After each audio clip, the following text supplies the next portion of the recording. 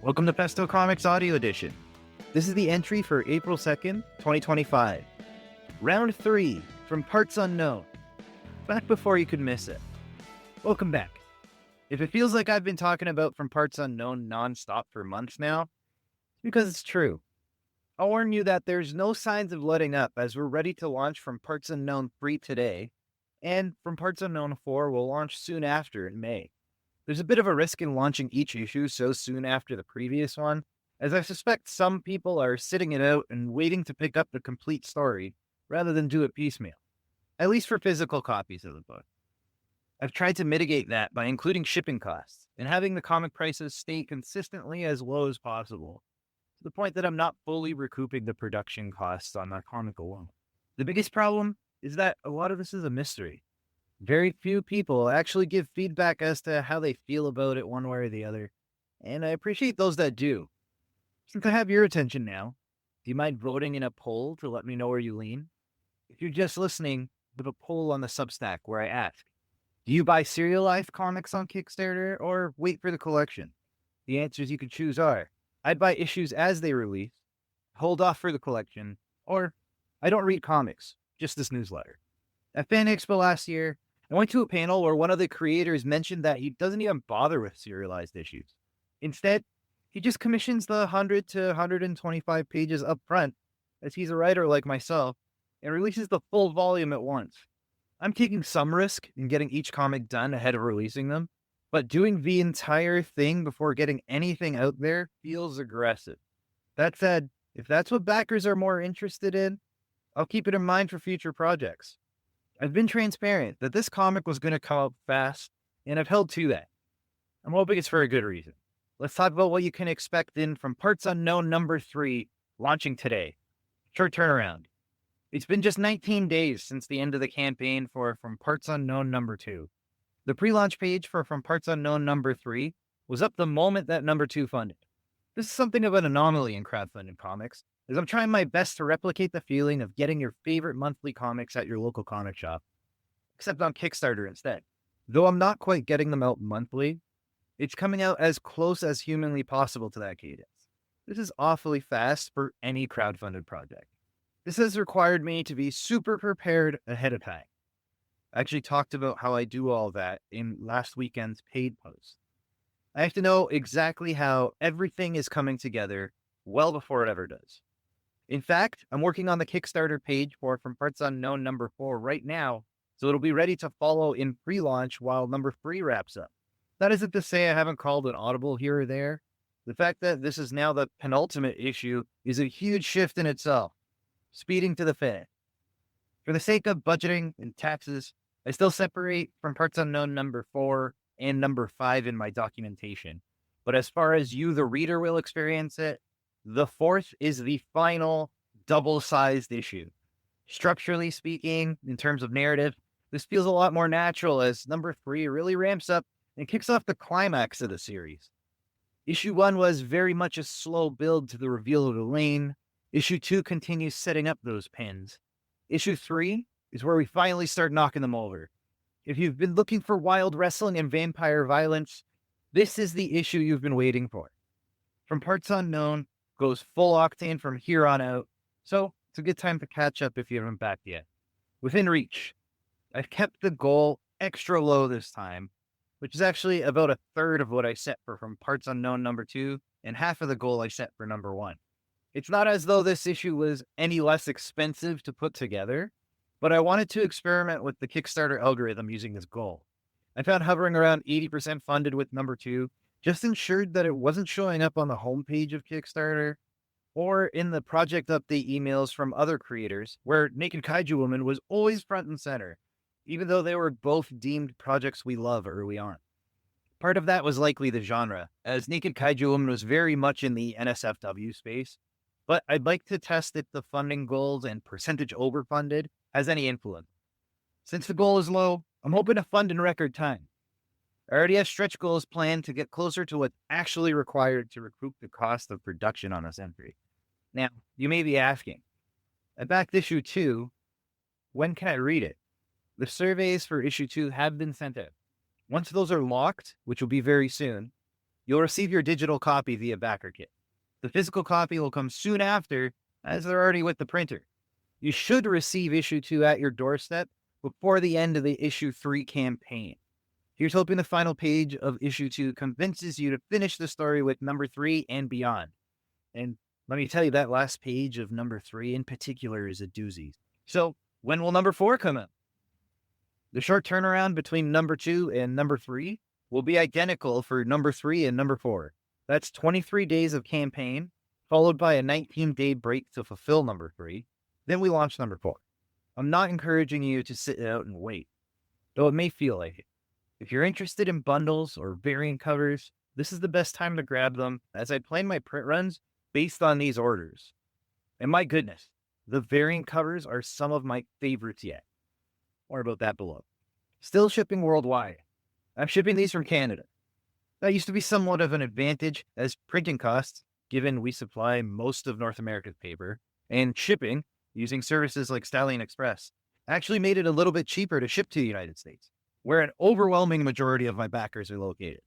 My US friends, if you follow the news at all, it's been concerning and confusing with the potential changes that happen or don't happen each month.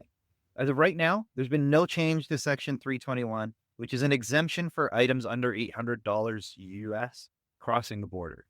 That means you can order without concerns of seeing tariffs. For now. All that can change, of course. To make it a little bit easier, I always bake in the shipping costs with the order. So the price you see is the price you pay, but I can't control what happens when they have left my possession. For customs, I set the retail price markedly lower than the Kickstarter price, as they're different markets, so that should help mitigate the extra charges as well. My European backers can tell you all about it. That said, if you're very concerned, I have some affordable DRM-free digital bundles that'll be available as well. What's available this campaign? I'm having fun creating enamel pins. We still have a handful from the From Parts Unknown number 2 campaign available, and I'm considering adding another one for this campaign as a secret reward or stretch reward, depending on the interest in this campaign overall. Designs are ready to go, so it all depends on how far we go in terms of funding.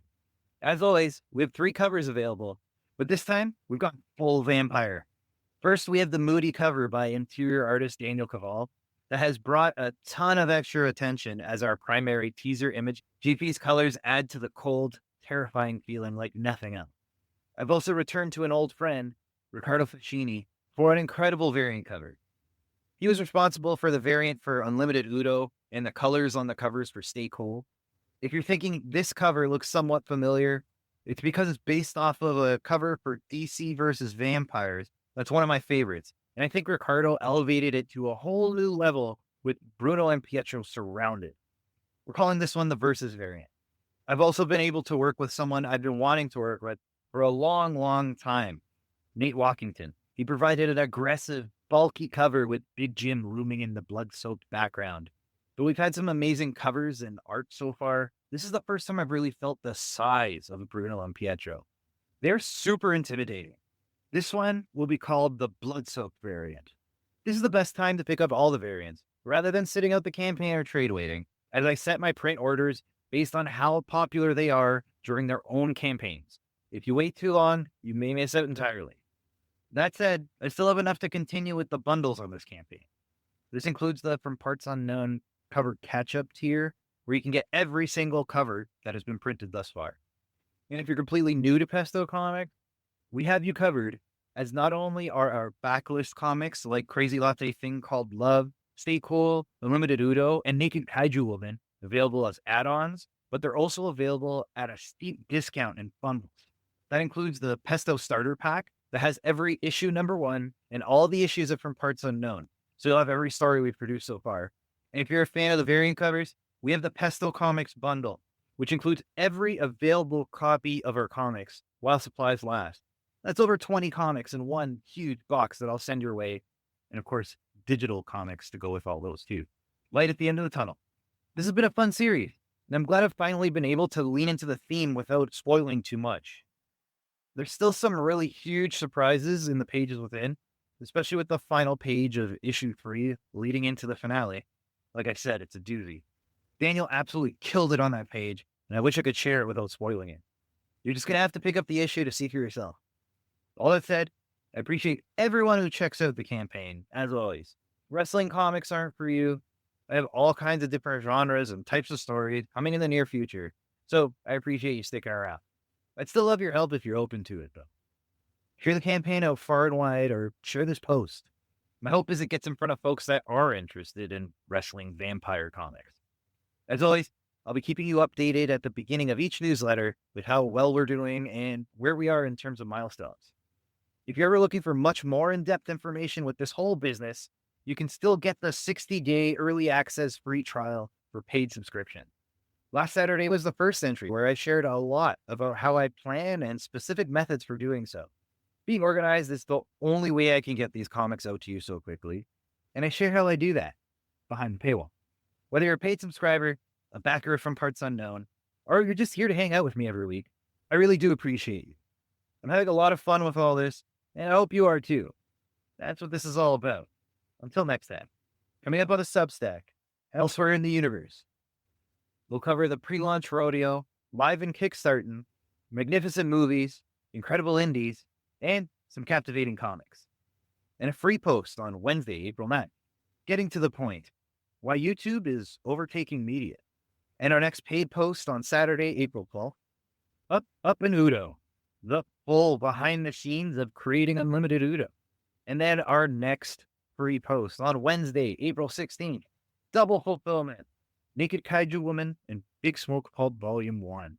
And where you could find me in the very near future.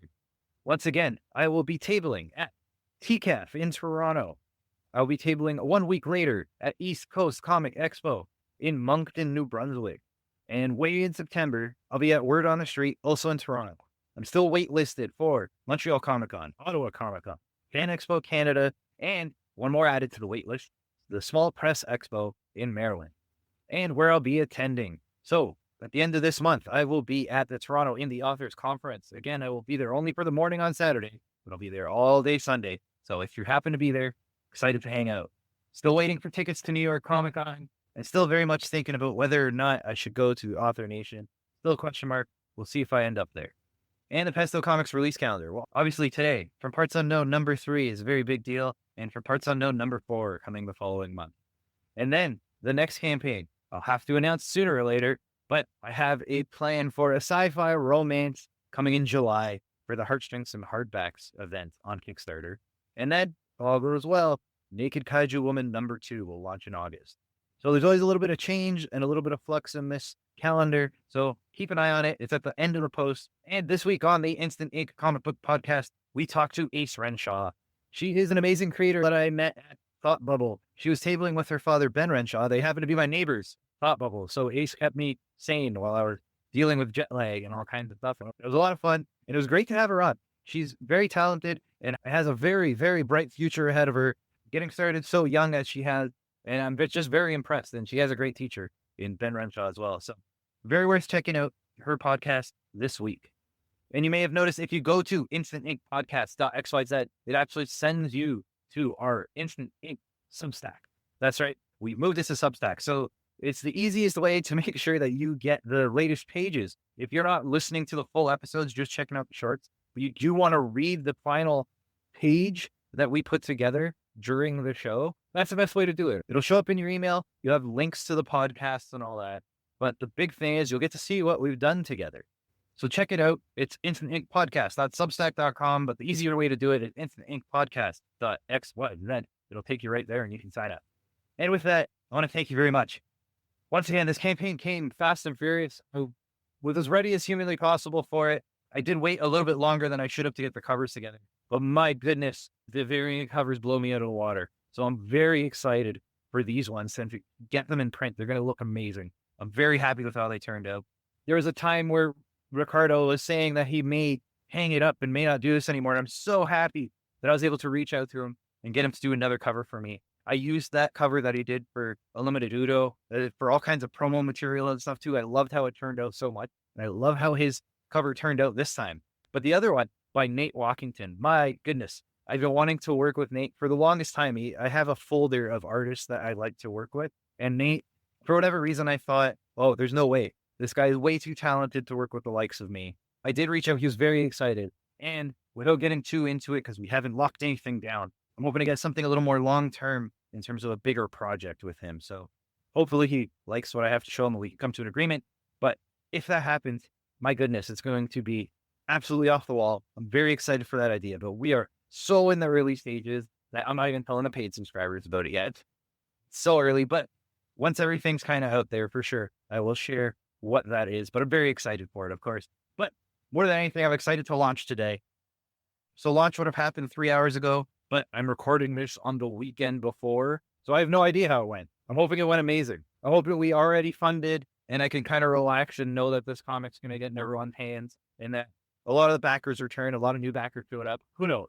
With number 2, I was a little bit dismayed that, yes, a lot of returning backers, which was wonderful. But in the first few days, it was almost all returning backers, which bodes well. It means people read issue 1 and wanted to see how issue 2 played out. My problem was the message wasn't cutting through like it did with the first one. So although it did pick up in the later days, that first week was 100% returning backers, which was interesting. So that was clearly a marketing issue that I wasn't reaching new people. Here's hoping that this one does a lot better. The pre-launch did better this time. So here's hoping that we do a lot better with number 3. And then number 4 is going to be a whole kettle of fish. I did the podcast tour for that. So you'll see me almost everywhere, really pushing the finale. But I don't want to look past number 3. It's a whole thing. Anyway, in real time right now, I'm probably sweating this whole campaign, but it's still pretty far for me live as I record this. So if you want to leave some nice comments and let me know if you backed the campaign or if you pushed it or whatever, I'm sure I would love any support that you have to offer. And if not, if you just want to listen and be cool, I appreciate that too.